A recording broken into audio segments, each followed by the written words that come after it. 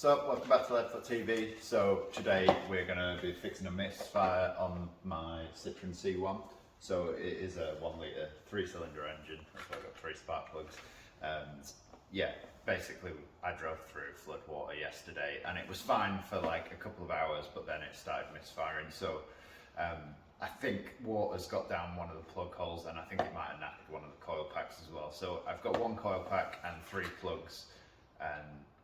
It says on the OBD reader that it's cylinder 3, so hopefully we can figure that out in a bit. But coil pack, spark plugs. Well, we need to start off by taking the airbox off, and then that'll give us access to the coil packs and the spark plugs underneath. So if we sit under here, so we'll start off by doing that. To get the airbox off, it's just these metal clips, so it is a case of just unclipping those, and then there's a little grommet here that it clips into. You just pull that up and it should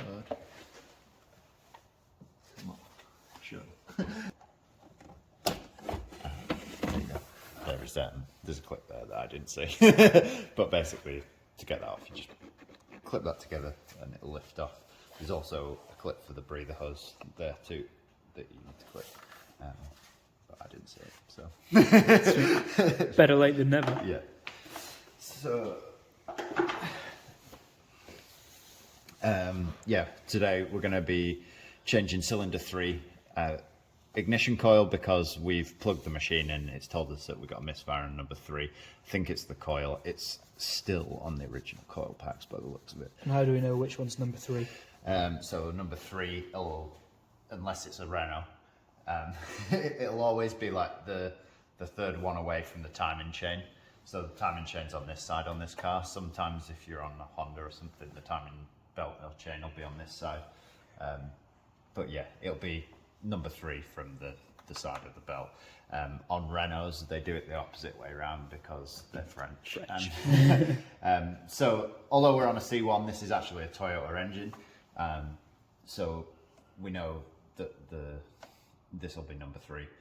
So we'll start off by whipping all 3 coil packs off and changing the spark plugs. To get the coil packs off, it's dead easy. It's just a plug. You just push pressure on this bit of the clip and then lift it off. Same on all 3. You can't really get them mixed up on this because the harness, they come out in the harness in different places, so you can't really get them mixed up. So you don't need to mark them up or anything. And then it's just a case of undoing the 10mm bolt on the side. I've undone the other 2 already, but those bolts come out. Then once you've got the bolts out, coil pack will lift up. I would try to keep them in order so that they go back in the same place. It's not crucial. If you get them mixed up, it's not the end of the world, but obviously we know we've got a faulty one on number 3, so that needs to be put to one side so we don't accidentally put it back in. Except that's the good one, because you switched it onto 2. No, I swapped them back around. Oh, did you? That's right. So are you sure? Yeah. So yeah, that is the coil packs out, and then down those holes there is the spark plugs, down all 3. So we need a spark plug socket on a long extension. Most socket sets will have 2 sizes, and I think it is on these it's the bottom one, so it's the smallest one of the lot. And then it's just a case of undoing those.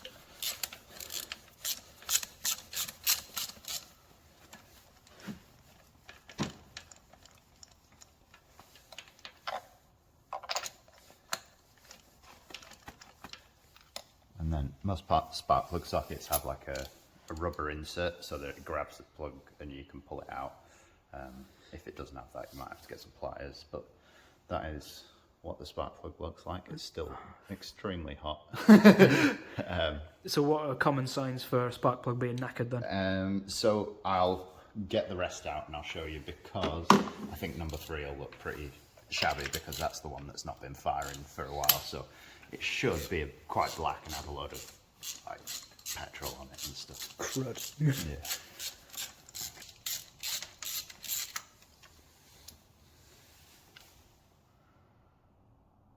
So that one's, it's not horrifically bad.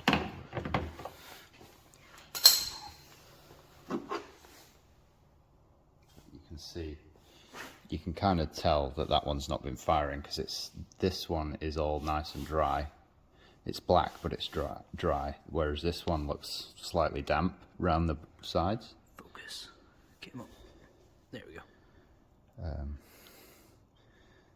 So you can see, yeah, you can see there that it's got a little bit of petrol left on it still, whereas that one is bone dry and it's been firing fine. So Just wouldn't spark as well.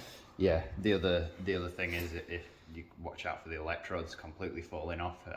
That happens. That can really damage your engine if it goes horrifically wrong. Sometimes you'll get away with it. The other thing is just the gap between the actual electrode and the top of the plug. If they've been in there for a long time, then the gap will get too big and they won't fire properly. And yeah, other things is like water damage. Sometimes if there's been water sat in the cylinder, it'll get all rusty around the top of here, and then eventually they'll just stop working. So yeah, we chuck some new plugs in it, and I think it actually somehow still works, that plug. I don't know how, because we've driven like 40 miles on it with no no spark to it. So stick some new plugs in, and then we'll put the coil packs back in. So when you're putting spark plugs back in, you don't want to drop them down the hole like a lot of people do, because that can basically hit the electrode, and it'll knock the nib into the electrode and close up the gap, and then it won't spark. So yeah, you don't want to do that, because these are most NGK plugs will be pre-gapped, so that gap has to be a certain width, otherwise it won't spark. So best way to do it is get a spark plug socket with the rubber end in, and that'll hold it in, stop it from falling out. Glad that test worked. I was just waiting for that to fall out. And then yeah, if you don't have that, best thing is like a set of long nose pliers, and just try and drop it into the hole as far as you can so that it doesn't do anything. And then you want to wind them in by hand first, because yeah, you just wind it as far down as you can by hand. Otherwise, if you try and wind it in with a ratchet, there's a good chance you could strip the threads, and if you strip the threads, it means you've got to take the head off and re-tap it, and it gets very expensive. Yeah. So just not worth messing that one up. yeah, so wind it down as far as you can. Some people torque them up. It's entirely choice. If you've never done it before, I'd probably advise torquing it down just so you don't over tighten it. But when you do it all the time, you kind of get a feel for it. So I'm just going to tighten them by hand, and hopefully I don't strip it for the embarrassment of this video. So when you hear that clunk, yeah, so it doesn't need to be stupid tight. It's just nice nip up. And then same again for the other two. So we'll get these two in, and then we'll pick it back up when we're putting the coil packs back in. New coil pack, that is replacing the one on number 3 that was misfiring. If you want to figure out how to find out where the misfire is coming from, I've just uploaded a video on how to diagnose a misfire. So I'll stick that at the top of the screen now. If you want to go check that out, it'll tell you how to figure out where the misfire is coming from. But yeah, we figured out that it was coming from cylinder 3. So and then found out that it was actually the coil pack that was causing the problem and not the spark plug. But I thought, well, I've got it apart, may as well chuck some spark plugs in it too. So we'll put this coil pack into cylinder 3, which was the faulty one, and then put these two back where they came from. And then it's just a case of doing everything in reverse, so bolts back in each individual one. I'll just cut it there for now. So the best way to do this is chuck the air filter in that side, just stop it dropping out, and then to get it back on, although I pulled it off without touching the clips, you're probably going to have to squeeze the clips to get it back on. So I'll get it somewhere near like that, and then probably start by getting the breather one just over, and then this one here might be a bit more difficult, but if you just squeeze that together and then push down on the airbox, it should fall back into place. And then just do that again to make sure we're all the way on. And then you've got this clip here that needs to go back into its grommet, so that piece here just sits in there. And then just clip all 4 clips back up. Done. Job done. So that is how you change the spark plugs in a Citroen C1 and the coil packs.